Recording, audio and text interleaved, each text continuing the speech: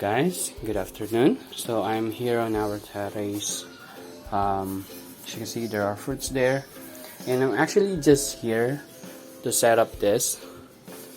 So I'm planning to have a growing area here, a closed growing area, so I need to set up something else. But this will be their stand, so I'll have the bags here stand up. So probably around minimum of 8 bags per layer. So 1, 2, 3, 4, 4 layers. So we're gonna expect 32 bags to be here, and I will have an enclosure here that would serve as this area to be a growing area itself. So it's gonna have a plastic that would keep the humidity high, and holes on the top, holes at the bottom for the air exchange. But I just want to share this one. So this fruiting bag is actually someone which I consider a goner. I mean, I'm not expecting anything from it, but just today, I'm not sure, but because probably that big. Probably yesterday morning, a pinhead's actually a core on that opening and just grows, because it's already big when I came here. So after a day or two, probably 1.5 days, it's ready to be picked. And as you can see, there are pinheads. I don't know if you can see it, but at the center there's actually pinheads. See that? There. I don't know if you can, but it's on the inside there's pinheads. And also here on this side here, this is much more visible. See that? Those are pinheads. I don't know, it just suddenly decided I want the fruit. I don't know what to say, but that's how mushrooms, it's very unpredictable. And here as well. So this fruit, I saw this probably yesterday, but it's really up around on here, or right around here, and now it's too big, and there's a cover there that's why it has damage on this part, because it has a cover on this side. And I'm really not expecting it to grow. But the main topic here is regarding the container tubs that I usually use when I have spent bags. So I don't put any holes on the sides, but I would say I think that would be the best way to actually fruit them, just like this, just like the jar, this container here, which have holes on the sides. Because to be honest, this fruit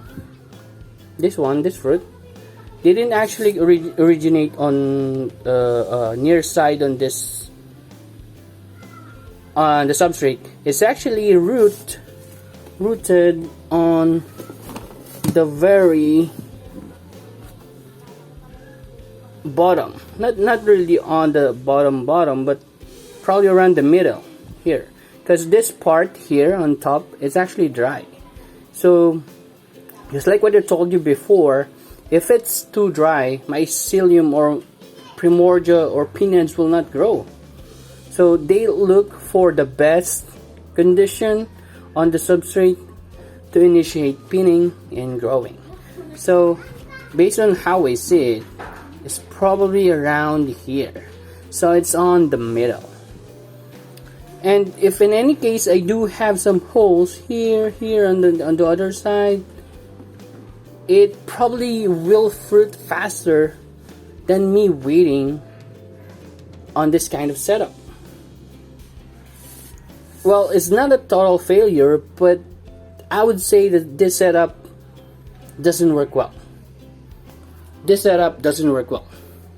It will just dry out your your substrate.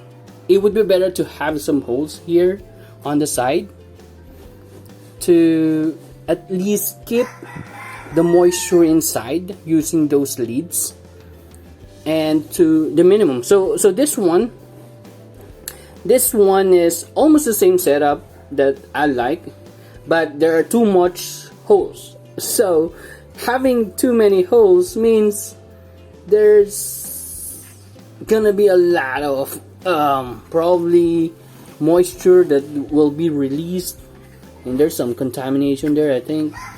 Yeah, so that probably, I'm not sure if those are pinheads, but as you can see here, you see that brown side, that's previously are the holes.